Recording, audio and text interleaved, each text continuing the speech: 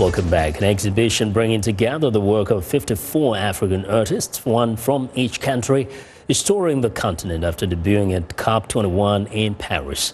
Called Lumières d'Afrique, the show centers on access to electricity and, more figuratively, ideas that enlighten. Emily Eob reports from Abidjan.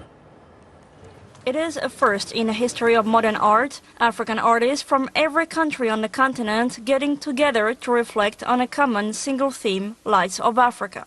The ambitious exhibition was put together ahead of the climate change conference in Paris last November, and there were some challenges. It wasn't easy to gather all these artists. You need to have their contacts. Some were easier to reach than others. But organizers say they all quickly jumped in. The theme of light resonated differently for the various artists. Some wanted to denounce the way Africa's development is hampered by the widespread lack of electricity, which this Chadian artist equates to light. Today, when you see all the developing countries, mobile phones, laptops, we need light. And I believe the first source of development today is light. Some imagine what could be. The map of Africa lightens up little by little until it becomes the most enlightened continent in the world. Africa is a continent that has the potential to become the beacon of the world. It is that dream I wanted to share with the people. While others took the theme more figuratively as enlightening ideas and people coming from Africa. My work revolves a lot around women, so I thought I would also use them to personify the lights of Africa. They are often belittled, but for me, they are the lights. Painters, photographers, sculptors, the exhibition displays a wide range of African talents. This kind of event is very rare in Africa, so we are intrigued when there are contemporary exhibitions in Africa on contemporary art. There are 50 different perspectives. It's very interesting and impressive to see all this diversity around that same theme.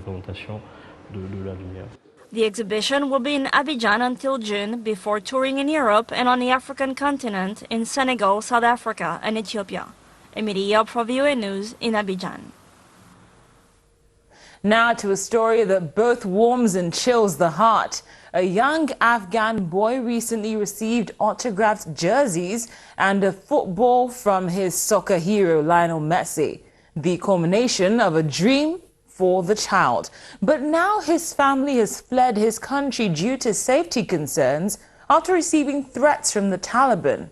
They are taking refuge in neighboring Pakistan. Ayaz Gul has the story for us from Islamabad.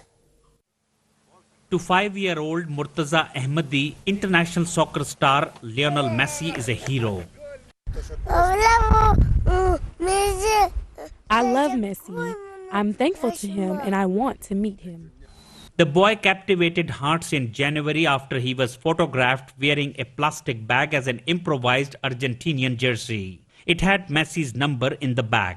The picture went viral on social media, catching attention of the Argentine superstar and prompting him to send autographed jerseys to his tiny Afghan fan via UNICEF. The spotlight helped. An NGO assisted the family in moving from their tiny Afghan village to Kabul so Ahmadi could practice his soccer skills. But soon after, the family started receiving threats from the Taliban and criminal gangs involved in kidnappings for ransom. About a month ago, the family of 8 quietly fled Afghanistan, leaving behind all their belongings. They currently reside in a rented one-room house in the volatile city of Quetta in Pakistan.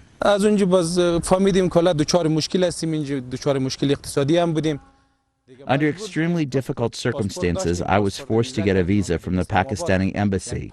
I arrived in Islamabad. My financial condition did not permit me to live in that expensive city, and 5 days later, I moved to Quetta.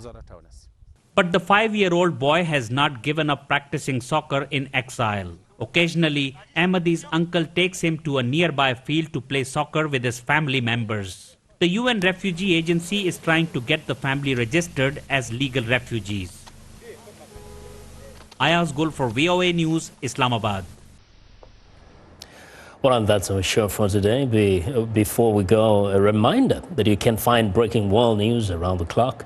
Just go to our VOA website at voaafrica.com. I'm Vincent McCory.